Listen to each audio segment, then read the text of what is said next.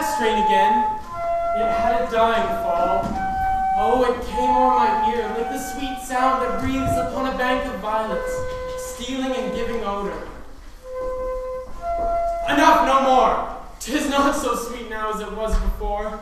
O spirit of love, how quick and fresh art thou, that notwithstanding thy capacity receiveth as the sea. Naught enters there of what validity and pitch soe'er, but falls into abatement and low price, even in a minute.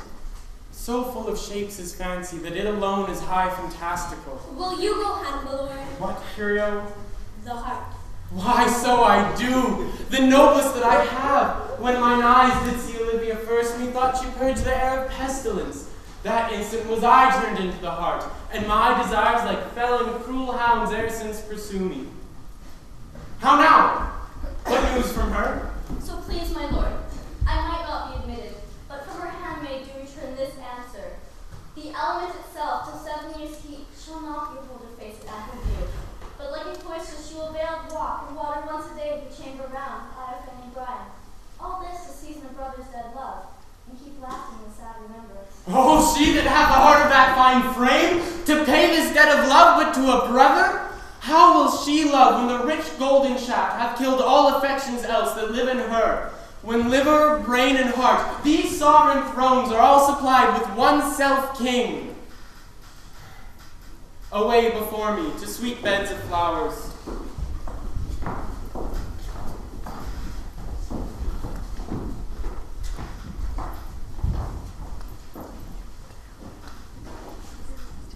Love thoughts lie rich when canopied with bowers.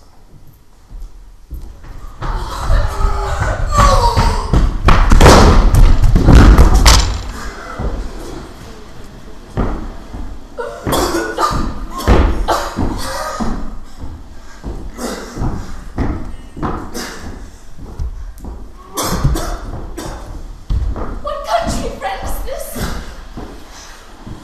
This is Illyria, lady! What should I do in Illyria? My brother, he is in Elysium. Perchance he is not drowned. What think you? It is perchance that you yourself were saved. My poor brother. And so perchance might be. True, madame, and to comfort you with chance,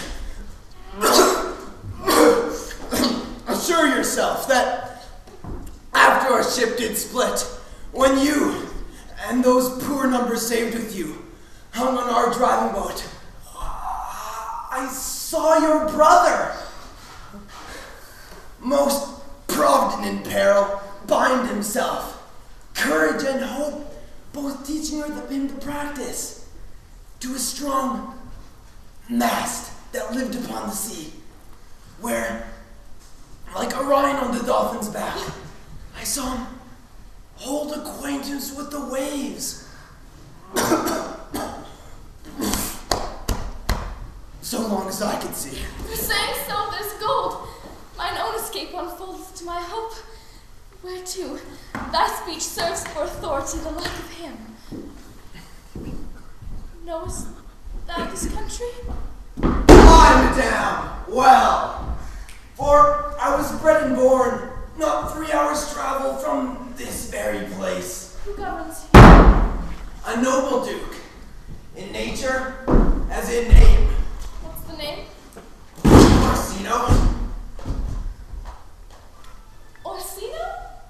I've heard my father name him. He's a bachelor then. And so is now, or was so until very late. For but a month ago it went from hence, and then 'twas fresh in murmur.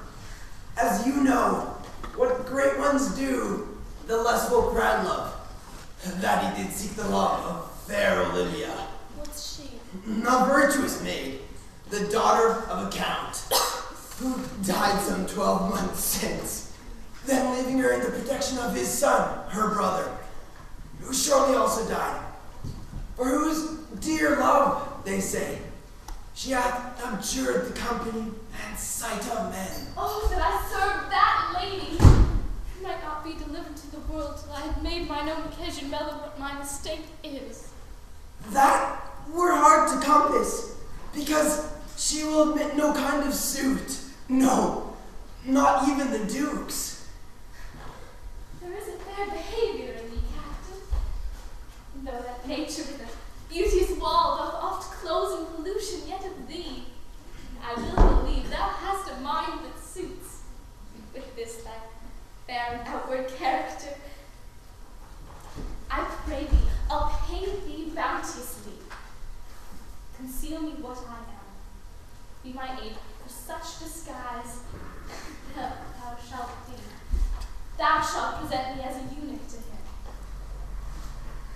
May we work thy things. For I can sing and speak to him in many sorts of music that will allow me very worth of his service. What else may hap to time I will commit. Only shake thou thy silence to my wit.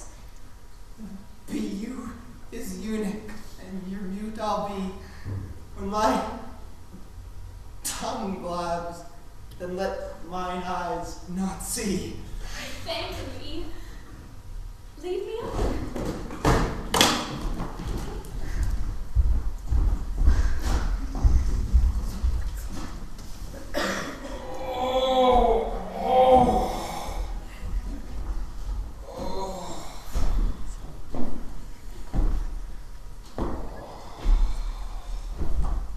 What a plague means my niece to take the death from brother thus. I am sure cares an enemy delight. By my troth, Sir Toby, you must come in earlier nights. My lady takes great exceptions to your ill hours. Except before accepting. Aye, but you must confine yourself within the modest limits of order. Confine? I'll confine myself. No, finer than I am. These clothes are good enough to drink in, and so be the boots too. Maybe not. Them hang themselves rather on straps. That quaffing and drinking will undo you. I heard my lady talk of it yesterday, and of a foolish knight she brought in here one night to be her wooer. Ooh, Sir Andrew Aguecheek? Aye, he? He's as tall as any man in Illyria. What's that to the purpose? He makes 3,000 ducats a year. Aye, but we'll have 1 year in on those ducats. He's a very fool and prodigal. Why did you say so of him? He plays the viol de Gauloise and speaks 3 or 4 languages, word for word. And all good gifts of nature. He hath indeed, almost natural. For besides that, he's a very fool and a great quarreller. And but that, he hath the gift of a coward to allay the gust he hath in quarrelling. 'Tis thought among the prudence he would quickly have the gift of a grave. By this hand! There are scoundrels and subtractors that say so of him. Who are they? They that add, moreover, he's drunk nightly in your company. With drinking health to my niece, I'll drink to her as long as there's a passage in my throat. Drink in Illyria. He's a coward and a cockstraw who will not drink to her till his brain turns Sato like a parish top. But what, wench? Castiano Volga before here comes Sir Andrew Agueface. Sir Toby Belch, how now, Sir Toby Belch? Sweet Sir Andrew. Bless you, fish. And you too, sir. Cost, Sir Andrew, cost. What's that? My niece's chambermaid. Good Mistress Acost, I shall desire you of more acquaintance. My name is Mary, sir. Ah, good Mistress Mary Acost. You mistake, knight. Accost means to woo her, front her, board her, assail her. By my troth, I will not undertake her in this company. Is that the meaning of accost? Fare you well, gentlemen. And thou that part so, wouldst thou never draw sword again? Mistress, and thou part so, I would I might never draw sword again. Verily, dost thou think you have fools in hand? Sir, I have not you by the hand. But Mary, you shall have, and here's my hand. Now, sir, thought is free. I pray you, bring your hand to the buttery bar and let it drink. Wherefore, sweetheart? What is your metaphor? It's dry, sir. I think so. I am not such an ass. I can keep my hand dry. But what is our jest, sir. Are you full of them? I have them at my fingers' hands. Mere I know I let go your hand, I am barren. Oh, knight, thou lackest a cup of canary. When did I see thee so put down? Never in your life, I think, unless you see canary put me down. Methinks sometimes I have no more wit than a Christian or an ordinary man has. But I am a great eater of beef, and I do believe this does harm to my wit. Oh, no question. Then I thought that, I'd forswear it. I'll ride home tomorrow, Sir Toby. Pourquoi, dear knight? Pourquoi? What is pourquoi? Do or not do? Oh, I would I had bestowed the time and the tongues that I had in fencing, dancing, and bear baiting. Oh, had I but followed the argument. Then hast thou had an excellent head of hair? That was meant, my head. Past question, for I see not curled by nature. But it becomes me well enough, does it not? Excellent! It hangs like flax on a distaff. And I do hope to see a housewife take thee between her legs and spin it off. Faith. I'll home tomorrow, Sir Toby. Your niece will not be seen, or if she be, it's 4 to 1 she'll none of me. The Count herself, here hard by woozing. She'll none of the Count. She will not wed above her degree neither in estate, years, nor wit. I have heard her swear it. Tut, there's life in it, man. I'll stay a month longer. I am a fellow of the strangest mind in the world. I delight in masks and revels, sometimes all together. Art thou good at these kickshaws, knight? As good as any man in Illyria, whatsoever he be, under the degree of my betters.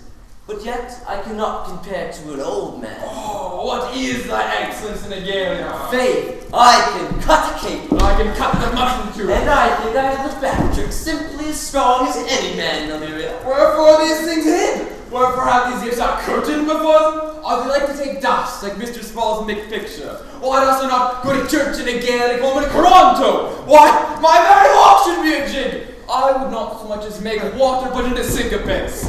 What dost thou mean? Is it a world to hide virtues in? I did think by the excellent constitution of thy leg it was formed under the star of a Gilead. Aye, it is strong, and it does indifferent well in a flame-coloured stock. Shall we set about some revel? What shall we do else? Reuben upboard of the star of Taurus? Taurus, that's sides and hearts. No, sir, it's legs and thighs. Come, let's see the caper. Fire! Ha! Excellent! If the Duke continue these favors towards us, Caesarion, be much advanced. He hath only known you 3 days, and already you are no stranger. You either fear his humor or my negligence, that you call in question the continuance of his love. Is he inconstant, sir, in his favors? No, believe me. I thank thee. Here comes the Count. Usa! Cesario! On your attendance, my lord, here. Stand you a while aloof. Cesario, thou knowst no less but all. I have unclasped to thee the book even of my secret soul. Therefore, good you, address thy gate unto her. Stand at her doors, be not denied access, and tell them, there thy fixed foot shall grow till thou have audience. Sure, my noble lord, if she be so abandoned to her sorrows as it is spoke, she never will admit me. Be clamorous and leave all civil bounds rather than make unprofited return. Say, I do speak with her. My lord, what then? Oh, then unfold the passion of my love. Surprise her with discourse of my dear mate. It shall become thee well to act my woes. She will attend it better in thy youth than in a nuncio of more grave aspect. My lord, I think not so. Dear lad, believe it, for they shall yet belie thy years that say thou art a man. Diana's lip is not more rubious and smooth. Thy small pipe is as the maiden's organ, shrill in sound, and all the semblance of a woman's part. I know thy constellation is right apt for this affair.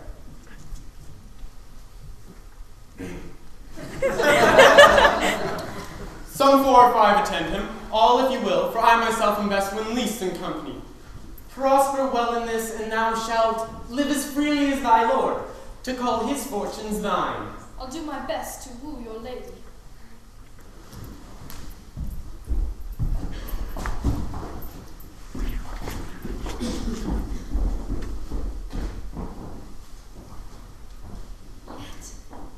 A bearful strife where I who myself would be his wife.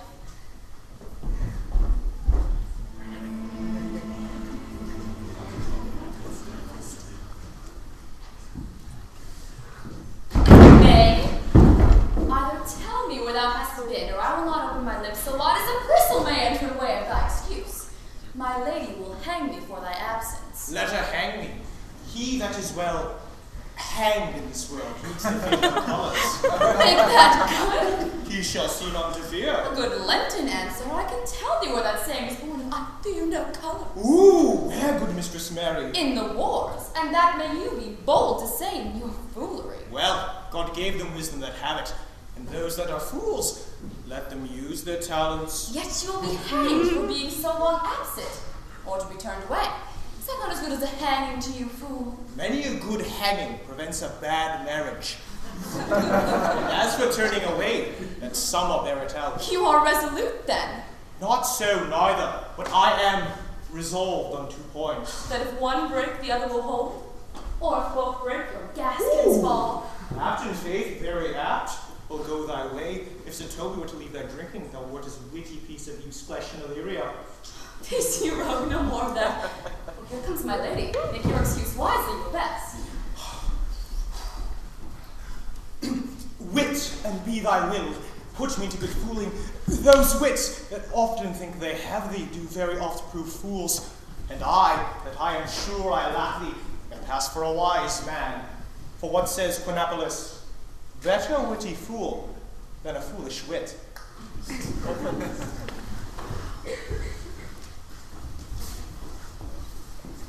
God bless thee, lady. Take the fool away. Do you not hear, fellow? Take away the lady. Go to. You're a dry fool. I'll know more of you.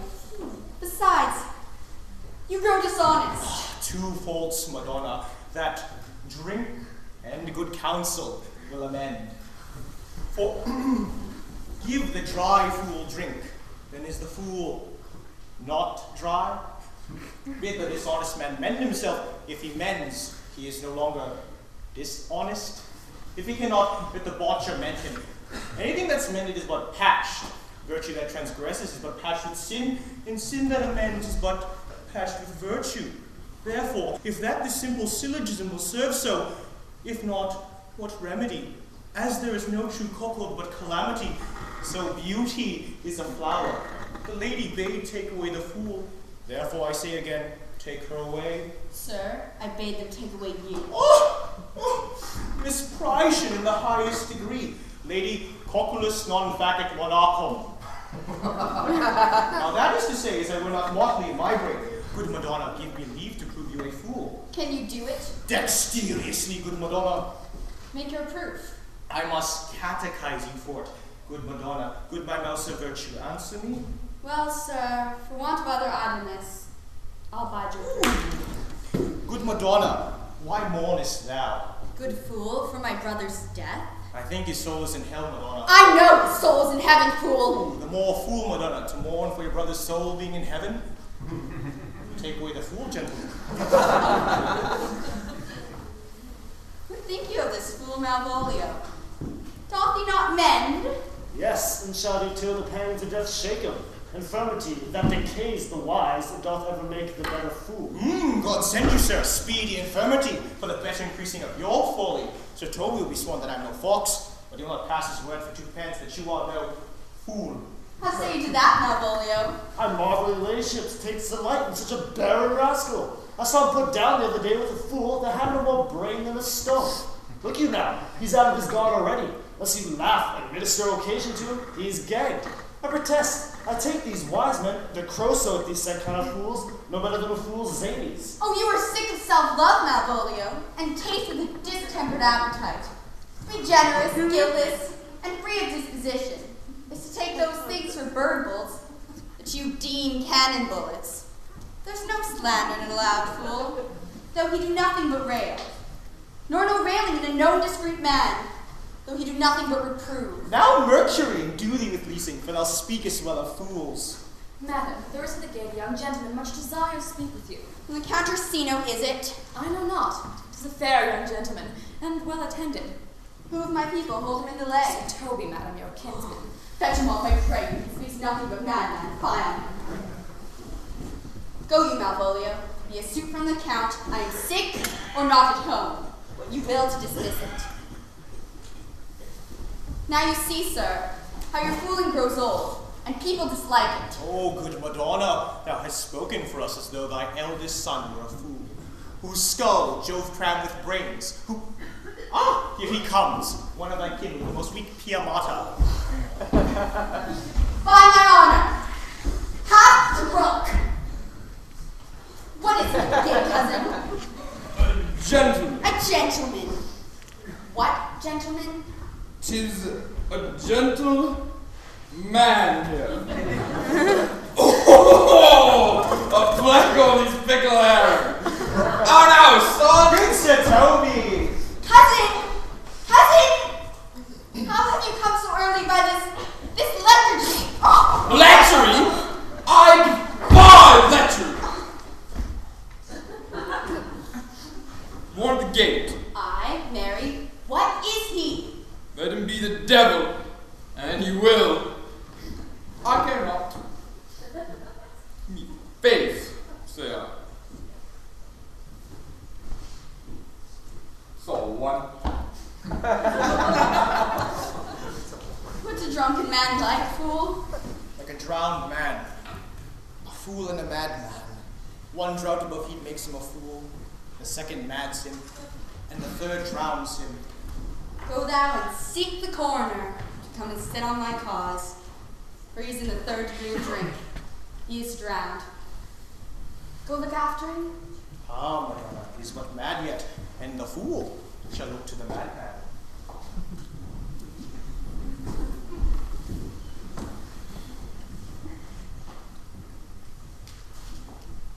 Madam, yon young fellow swears he will speak with you. I told him you were sick, and he takes on to him to understand so much, and therefore comes to speak with you. I told him you were asleep, and he seemed to have a foreknowledge of that too. What is to be said to him, lady? He's fortified against any denial. Tell him he shall not speak with me. Has been told so, madam, but he says he'll stand at your door like a sheriff's post, and be the supporter to a bench, but he'll speak with you. What kind of man is he? Why, of mankind. What manner of man? A very ill manner. He'll speak with you, will you or no. Of what personage and years is he? Not yet old enough for a man, nor young enough for a boy. 'Tis a squashes, before 'tis a peace gone. Or cooling, but 'tis almost an hour. 'Tis with him in standing water between boy and man. He's very well favored, but he speaks very shrewishly. One would think his mother's milk were scarce out of him. Let him approach. Call in my gentlewoman. Gentlewoman! My lady calls. Come, give me my veil. Throw it over my face. We are once more here at Sinner's Embassy. The honorable lady of the house. Which is she? Speak to me. I shall answer for her. Your will. Most radiant, exquisite, and unmatchable beauty. I pray you, tell me if this be the lady of the house, for I have never saw her. I would be loath to cast away my speech, for besides that it is excellently well penned, I have taken great pains to con it. Whence came you, sir? I can say little more than I have studied. That question's out of my part.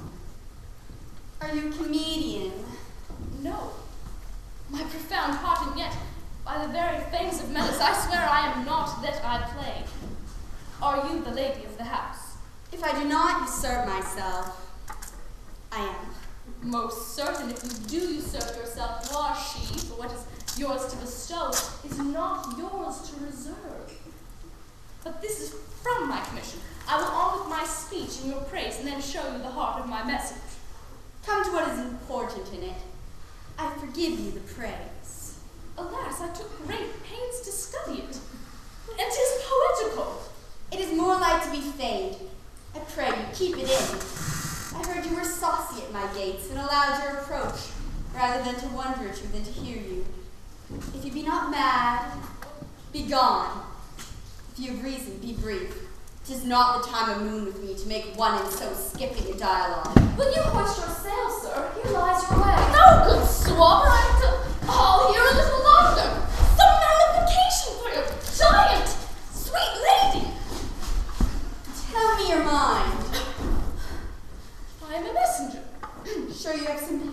matter to deliver when the courtesy of it is so fearful. Speak your office. It alone concerns your ear. Bring no overture of war, no taxation upon it. I hold the olive in my hand. My words are as fond of peace as matter. Yet you began so rudely. What are you? What would you? What I am and what I would are as secret as maidenhead. To your ears, divinity. To any others, profanation. Give us the place alone. You will hear this divinity. Now, sir, what is your text? Most radiant, exquisite, and unmatchable beauty. A comfortable doctrine, and much may be said of it. Where lies your text? In Orsino's bosom. In his bosom. In what chapter of his bosom? To answer by method, the first of his heart. Oh, I've read it. It is heresy. Have you no more to say? Good gentleman. Let me see your face. Have you any commission from your lord to negotiate with my face? You are now with your text, but we will show you the picture. Such a one I was this present. 'Tis it not well done? Excellently done. If God did all. 'Tis ingrained, sir. 'Twill endure wind and weather. 'Tis beauty truly blent, whose red and white nature's own sweet and cunning hand laid on. Lady, you are the cruelest she alive if you will lead these graces to the grave and leave the world no copy. Oh, I will not be so hard-hearted. I will give out different schedules of my beauty. It shall be inventoried, and every particle and utensil labeled to my will as item, 2 lips, indifferent red. Item, 2 gray eyes with lids to them. Item, 1 chin, 1 neck, and so forth. Were you sent hither to praise me? I see what you are. You are too proud. But if you were the devil, you are fair. My lord and master loves you. Oh, such love could be but recompense, though you were crowned the non-peril of beauty. How does he love me? With adorations, fertile tears, with groans that thunder love, with sighs of fire. Your lord does know my mind. I cannot love him. Yet I suppose him virtuous, know him noble, of great estate, of fresh and stainless youth, and in dimission and the shape of nature, a gracious person. But yet I cannot love him. He may have took his answer long ago. If I should love you in my master's flame with such a suffering, such deadly life, in your denial I would find no sense. I would not understand it. Why? What would you? Make me a willow cabin at your gate, and call upon my soul within the house. Write loyal cantons of contemned love, and sing them loud in the dead of night. Hallow your name to the reverberate hills, and make the babbling gossip of the air cry out, Olivia! You should not rest between the elements of air and earth, but you should pity me. You might do much. What is your parentage? Above my fortune, yet my state is well. I am a gentleman. Get your lord. I cannot love him. Let him send no more, unless perchance you come my way again to tell me how he takes it. I fare thee well. I thank you for your pains. Spend this for me. I'm no fee post, lady.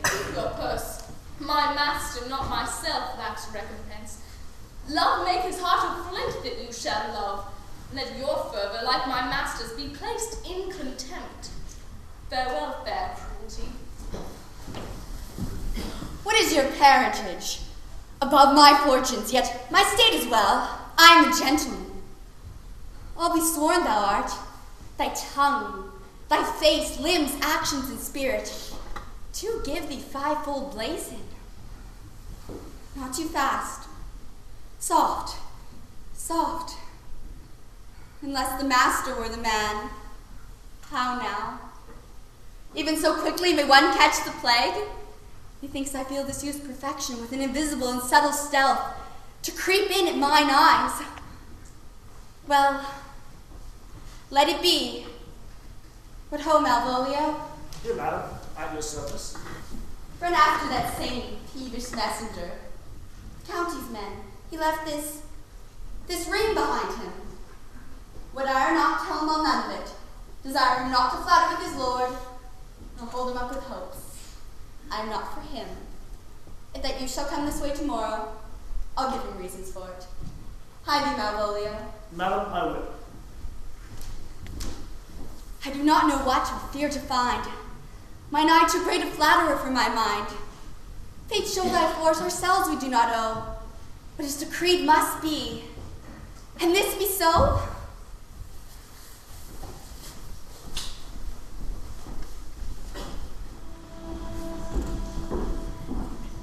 Will you stay no longer, or will you not gonna go with you? My patience, no. My stars shine darkly over me.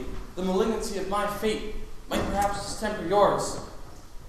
Therefore I shall crave your leave, that I may bear my evils alone. Were a poor recompense for your love to lay any of them upon you. Let me know of you whether you are bound. No sooth, sir. My determinate voyage is mere extravagancy. But I perceive in you so excellent a touch of modesty, you do not extort from me what I'm willing to keep in, that it charges me in matters the rather to express myself. You must know me then, Antonio. My name is Sebastian, whom I called Rodrigo. My father was Sebastian of Messling, whom I know you have heard of. He left behind him myself and his sister, both born in an hour. If the heavens have been pleased, would we have so ended. But you, sir, altered that. For an hour before you took me from the breach of the sea, was my sister drowned.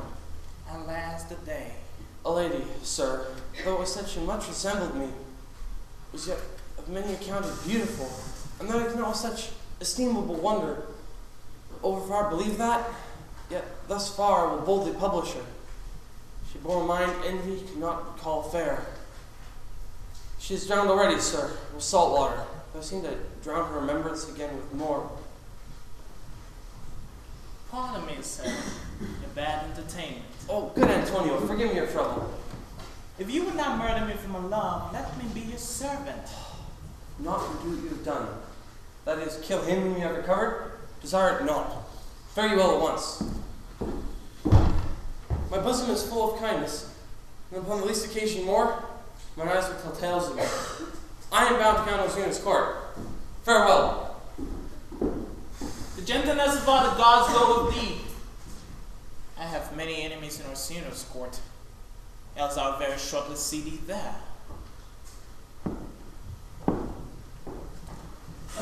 Come what may, I do adore thee so. A danger shall seem sport, and I will go.